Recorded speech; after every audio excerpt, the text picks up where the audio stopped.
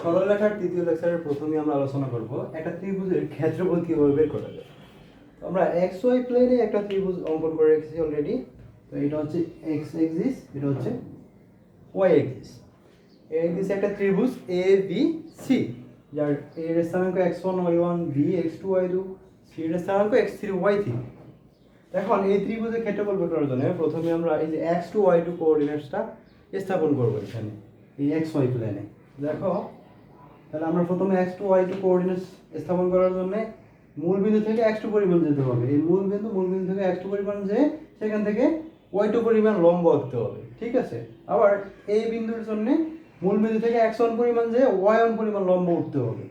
আর এই মূল বিন্দু থেকে x3 পরিমাণ গিয়ে তারপর হচ্ছে y3 পরিমাণ লম্ব উঠলে আমরা পাবো c এর ভ্যালুটা বা c এর স্থানাঙ্ক। তো আমরা লম্বগুলো আঁকি। তো আমাদের দেখো লম্ব আঁকা শেষ। তাহলে এখানে কার ডিসটেন্স কত হবে? দেখো, আমরা বি পয়েন্ট পাওয়ার জন্য প্রথমে x2 পয়েন্ট গিয়েছিলাম, এরপরে সেখান থেকে y2 পরিমাণ লম্ব আঁকছিলাম। আবার এই পয়েন্ট পাওয়ার জন্য প্রথমে x1 পরিমাণ গেছিলাম, আর সেখান থেকে y1 পরিমাণ লম্ব আঁকছিলাম। আর সি পয়েন্ট পাওয়ার জন্য x3 পরিমাণ গেছিলাম, তারপর y3 পরিমাণ লম্ব। এ হলো মোটামুটি আমাদের স্থানাঙ্কগুলো। তো এখন দেখো, আমরা ত্রিভুজ কার ক্ষেত্রফল বের করতে হবে? এ বি সি ত্রিভুজের ক্ষেত্রফল বের করতে হবে। এ বি সি ত্রিভুজের ক্ষেত্রফল বের করার জন্য আমাদের কি করতে হবে? দেখো, এখানে একটা বহুভুজ আছে। এই এ বি আমরা যদি এগুলো একটা নাম দিই, ধরো এখানে নাম দিলাম এম, আর এখানে দিলাম এন, এখানে দিলাম পি, ঠিক আছে। তো দেখো, আমরা টোটাল একটা বহুভুজ পাইলাম আমরা, A B M P N C. এই টোটাল বহুভুজের ক্ষেত্রফল থেকে আমরা যদি নিচের এই B M P N A C এই নিচের অংশটুকুর এই নিচের বহুভুজ, বা তুমি এটাকে বলতে পারো ট্রাপিজিয়াম, এই নিচের ট্রাপিজিয়ামের ক্ষেত্রফল বাদ দিলে তুমি কিন্তু এই ত্রিভুজের ক্ষেত্রফলটা পেয়ে যাচ্ছ। তো তাহলে আমরা কি করব? এই টোটাল বহুভুজের ক্ষেত্রফল থেকে নিচের ট্রাপিজিয়াম অংশটুকুর ক্ষেত্রফল বাদ দিয়ে দিব, ঠিক আছে। তাহলে কিন্তু আমরা উপরের ত্রিভুজের ক্ষেত্রফলটা পাবো। তো দেখো, আমরা ত্রিভুজ ABC এর ক্ষেত্রফল পাবো কিভাবে? বহুভুজ A B P M N C, total বহুভুজটা এ থেকে আমরা বিয়োগ করব ট্রাপিজিয়াম, এই যে নিচের ট্রাপিজিয়াম অংশটা। তো একটু লক্ষ্য করো, আমরা কিন্তু বহুভুজের ক্ষেত্রফলটা বের করতে হলে একটু টাফ হয়ে যাবে, হ্যাঁ, ঝামেলা হয়ে যাবে। অন্যান্য কিন্তু স্থানগুলো সবগুলো বের করতে হবে। তার চেয়ে ভালো হয় কি, দেখো, এই টোটাল বহুভুজটাকে কিন্তু দুইটা প্রিজমে ভাগ করা যায়। যেমন ধরো এ বি এম পি, এই অংশটা এই সাইডটা একটা ট্রাপিজিয়াম, আর অপর সাইডটা দেখো এ পি এন সি, এই সাইডটা একটা ট্রাপিজিয়াম। তো এই টোটাল বহুভুজটাকে আমরা চাইলে দুইটা ট্রাপিজিয়ামের সমষ্টি আকারে লিখতে পারি না? তো সেটাই করি, চলো। তাহলে দেখো, এখানে আমরা বহুভুজটাকে জাস্ট দুইটা ট্রাপিজিয়াম যুক্ত করলাম, একটা এই সাইড আর একটা অপর সাইড। আবার দেখো, trapezium B M P N C এটাকে লিখে রাখলাম। তো এখন তোমরা ট্রাপিজিয়ামের ক্ষেত্রফল কি জানি?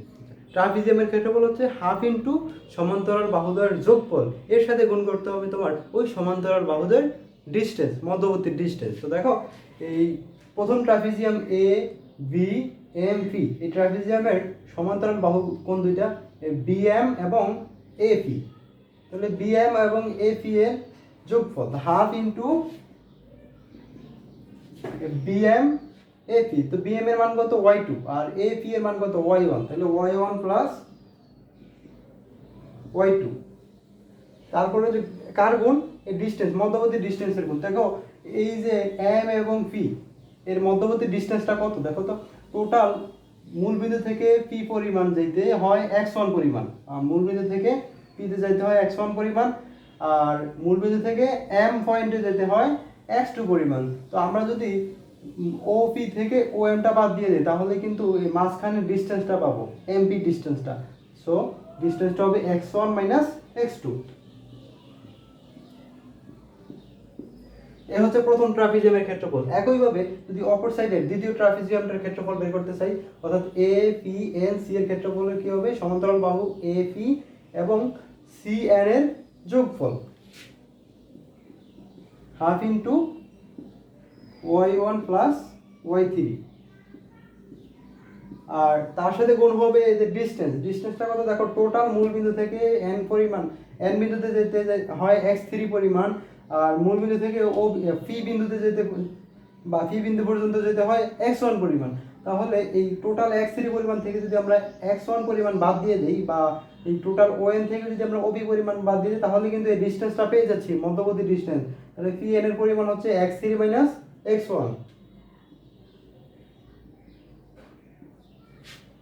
মাইনাস হাফ ইন্টু, দেখো এখন হচ্ছে আমরা টোটাল এই যে নিচের ত্রিভুজের নিচের এই যে রেড মার্কার দিয়ে কিন্তু ত্রিভুজটা অঙ্কন করা আছে, তার নিচের যে ট্রাপিজিয়াম আমি সেটার কথা বলতেছি। তো এই ট্রাপিজিয়ামের সমান্তরাল বাহু কি হবে?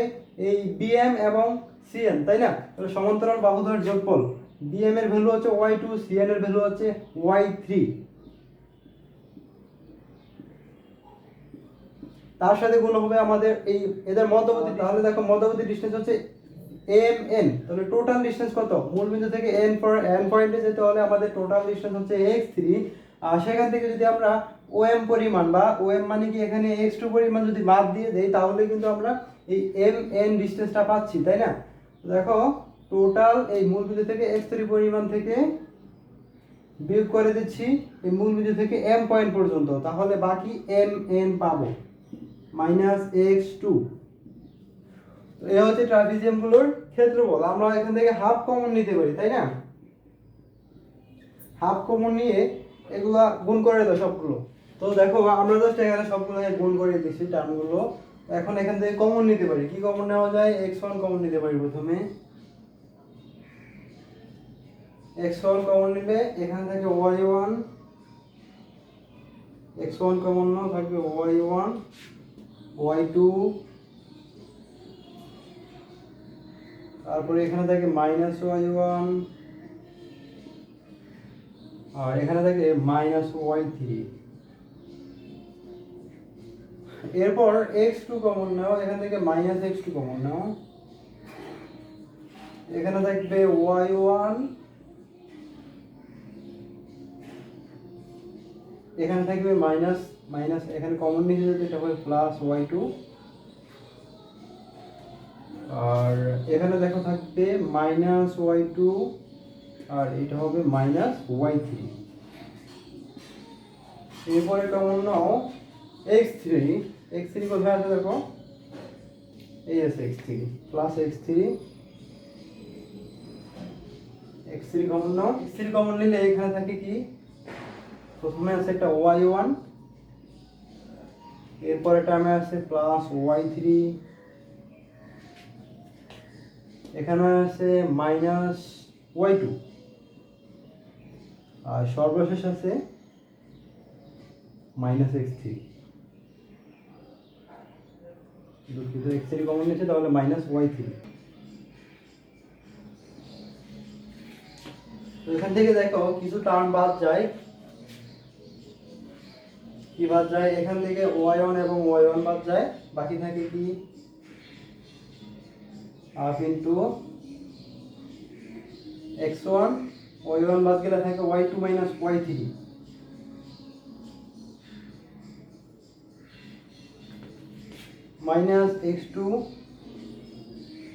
x2 কমন নিলে এখানে বাদ যায় কি y2 আর y2 বাদ যায়, তাহলে y1 -y3, ঠিক আছে?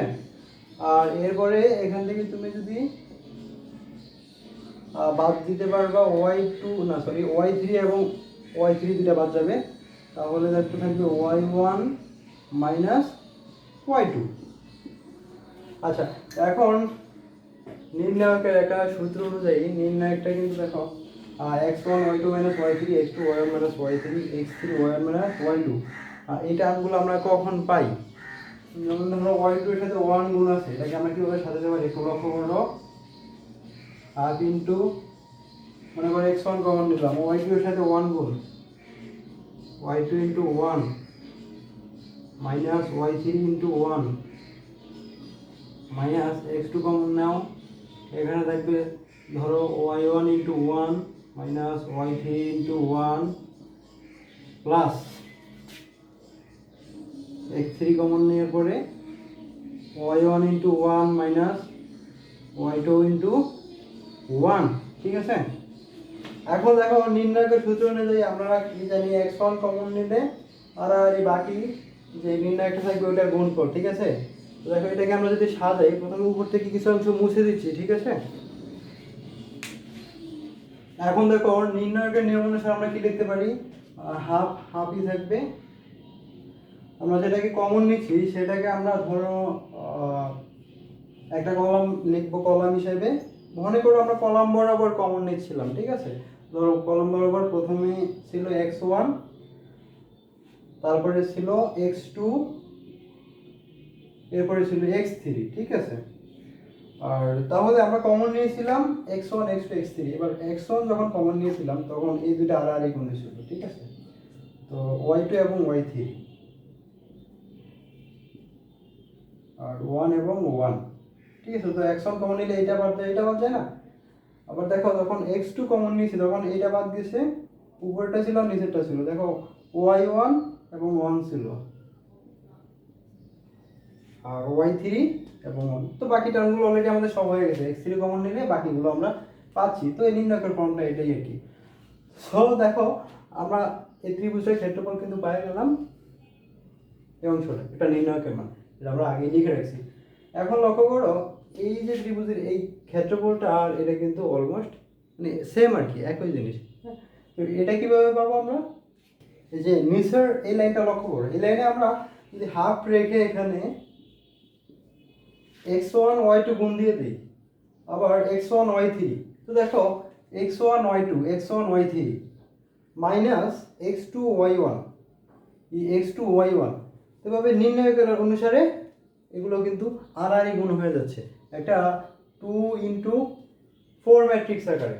4 নির্ণায়ক 2x4 মাত্রা নির্ণায়কের অনুসারে গুণ হচ্ছে, ঠিক আছে। তো আমরা এটা থেকে কিন্তু এটাও লিখতে পারি, যদি আমরা সরাসরি এখানে কমন না নিয়ে x1 গুণ দিয়ে দিই আর আর, তাহলে আর আর গুণের মতো করে এটা আমরা পাওয়া যাবে আর কি। সো আমরা এটা থেকে আবার এটাও লিখতে পারি।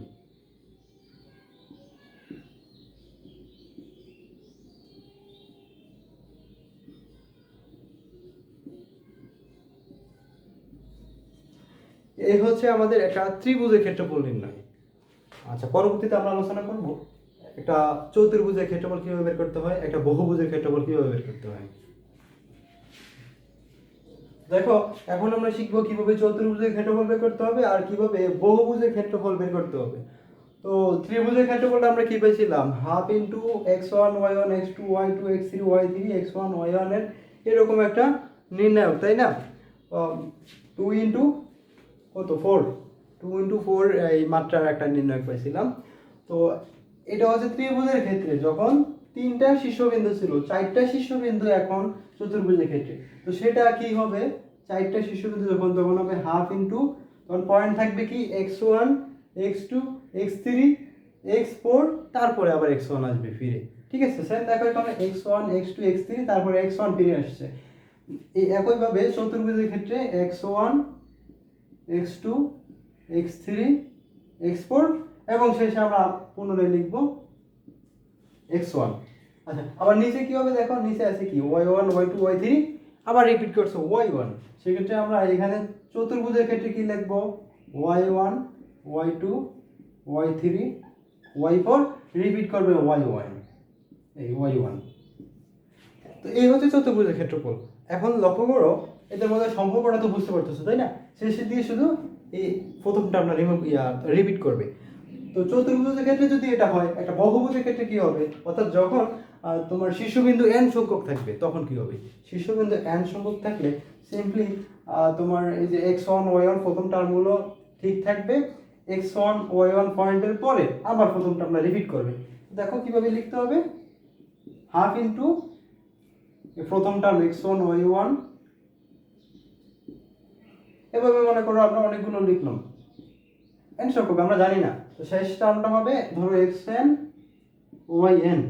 এখন এটা হচ্ছে দেখো যখন চারটা শীর্ষবিন্দু ছিল x4 y4 লিখছিলাম, তো n সংখ্যক শীর্ষবিন্দু তখন লিখলাম xn y1।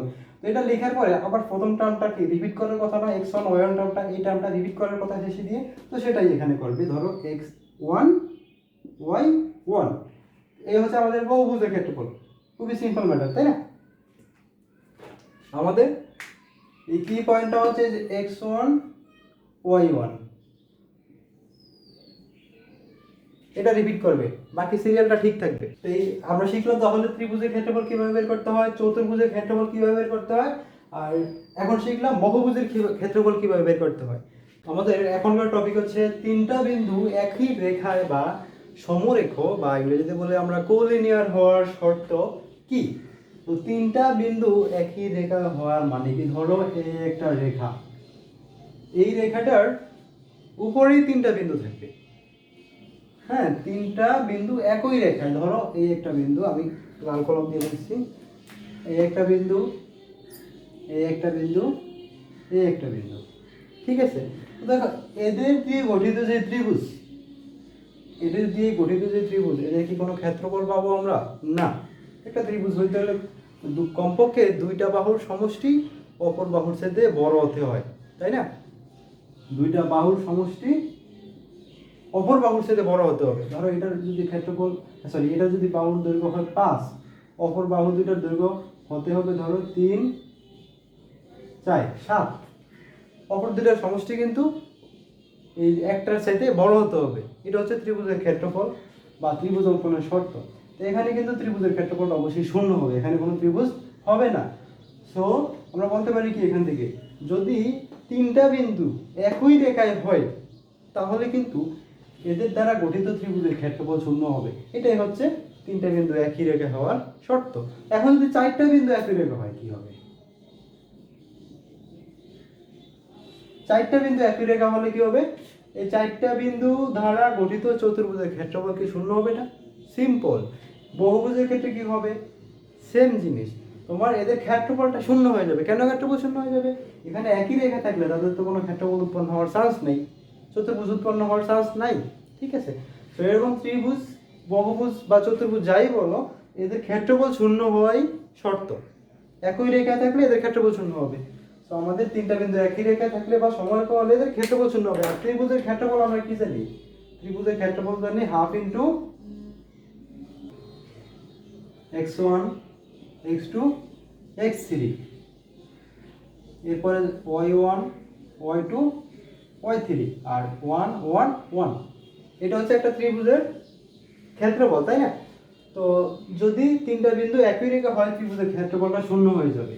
চতুর্ভুজের ক্ষেত্রে আমরা তো চতুর্ভুজের সূত্র জানি, x1, x2, x3, x4, x1, y1, y2, y3, y4, y1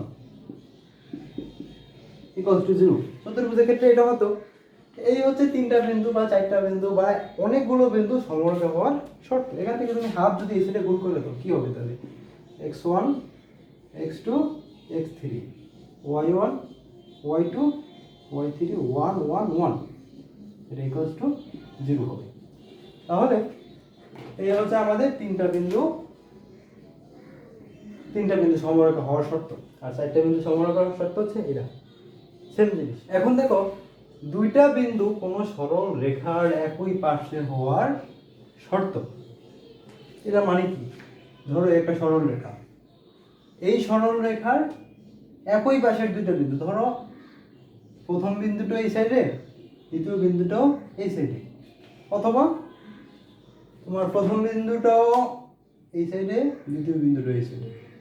তো দুইটা বিন্দু একই সাইডে, হয় একই সাইডে অথবা বিপরীত সাইডে। তো বিপরীত সাইডে মানে কি? ধরো এই একটা সরল রেখা, এই সরল রেখাটার একটা বিন্দু এই সাইডে হবে, অপর বিন্দুটা হবে এই সাইডে। লক্ষ্য করো, এই যদি একটা সরল রেখা হয় এবি, এমন একই পাশে দুইটা বিন্দু, ধরো এই একটা বিন্দু, এই একটা বিন্দু, দুইটা বিন্দু একই পাশে, আমরা এই সাইডে ধরে নিচ্ছি, এই সাইডেও হতে পারতো। এই সাইডে হইলে দেখো এখান থেকে এ পয়েন্ট থেকে এটা যোগ করে, বি পয়েন্ট থেকে যদি এটা যোগ করে দেয়, একটা ত্রিভুজ পাইলাম। আবার এ পয়েন্ট থেকে এটা যোগ করে দাও, তাহলে দুইটা ত্রিভুজ পেলাম। এটাকে যদি সি, এটাকে ডি ধরলে এ সি বি এবং এ ডি বি। দেখো দুইটা যখন একই সাইডে হবে তখন হয় ত্রিভুজগুলোর ক্ষেত্রফল প্লাস হবে, অন্যথায় দুইটাই মাইনাস হবে। হইলে দুইটাই প্লাস, কারণ দুইটাই কিন্তু একই সাইডে আছে, তাই না? হইলে দুইটাই প্লাস অথবা হইলে দুইটাই মাইনাস। তো দুইটা ত্রিভুজের ক্ষেত্রফল কি হবে? প্লাস হবে। প্লাস হওয়া মানে কি? 0 এর সাথে বড় হওয়া। তাহলে ত্রিভুজ এ সি বি এর ক্ষেত্রফল, ত্রিভুজ এ সি বি এর ক্ষেত্রফল গ্রেটার দেন 0 হবে, আবার ত্রিভুজ এ ডি বি এর ক্ষেত্রফল গ্রেটার দেন 0 হবে। ত্রিভুজ এ ডি বি এর ক্ষেত্রফল গ্রেটার দেন 0 হবে, হয় দুইটাই প্লাস, অথবা হইতে পারে কি এই সাইডে যদি হইতো ধরো এই সাইডে নেগেটিভ, উপরের সাইডে পজিটিভ, এরকম হলে যদি নিচে হইতো দুইটা বিন্দু তখন কিন্তু দুইটা ত্রিভুজ উৎপন্ন হতো এবং দুইটাই নেগেটিভ হতো, তো হয়তো 0 এর সাথে ছোট হইতো ত্রিভুজ A C B less than 0, আর ত্রিভুজ A D B less than 0, হয় দুইটাই পজিটিভ অথবা দুইটাই নেগেটিভ। আবার দুইটা বিন্দু কোনো সরলরেখার বিপরীত পাশে হওয়ার শর্ত কি? ধরো একটা বিন্দু এই সাইডে আছে আর একটা বিন্দু এই সাইডে আছে, এখন তুমি দুইটা ত্রিভুজ আঁকো।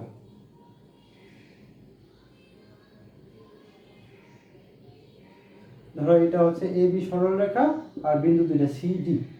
তো প্রথম দেখো, যদি উপরের অংশটা পজিটিভ হয় নিচের অংশটা নেগেটিভ হয় তাহলে কি হবে? প্রথম ত্রিভুজ কোনটা? A C B, A C B হবে পজিটিভ মানে 0 এর সাথে বড়, ত্রিভুজ A C B greater than 0, আর ত্রিভুজ এ ডি বি কি হবে? নেগেটিভ মানে লেস দেন 0, ত্রিভুজ এ ডি বি হবে লেস দেন 0, মানে একটা যদি পজিটিভ হয় অপরটা হবে নেগেটিভ। এটা ত্রিভুজের ক্ষেত্রে বলতে সহজেই বের করা যায়। অথবা মনে করো উপরের অংশ নেগেটিভ নিচের অংশ পজিটিভ, তাহলে কি হবে? ত্রিভুজ এ সি বি এর মানটা নেগেটিভ আসবে আর ত্রিভুজ এ ডি বি এর মানটা আসবে পজিটিভ, ঠিক আছে? ত্রিভুজ এ সি বি এর মান আসবে নেগেটিভ আর উল্টোভাবে ত্রিভুজ এ ডি বি এর মান আসবে কি? পজিটিভ। অর্থাৎ যদি এদের দ্বারা গঠিত ত্রিভুজের ক্ষেত্রফল একই হয়, একই চিহ্ন বিশিষ্ট হয়, তখন এরা একই পার্শ্বে অবস্থান করবে বিন্দুদ্বয়। আর যদি এদের দ্বারা গঠিত ত্রিভুজ এর ক্ষেত্রফল একটা পজিটিভ আর একটা নেগেটিভ হয়, অর্থাৎ চিহ্ন যদি বিপরীত হয় তাহলে কিন্তু এরা বিন্দুদ্বয় বিপরীত পার্শ্বে অবস্থান করবে সরল রেখাটির। তো এই হচ্ছে আমাদের আজকের লেকচার।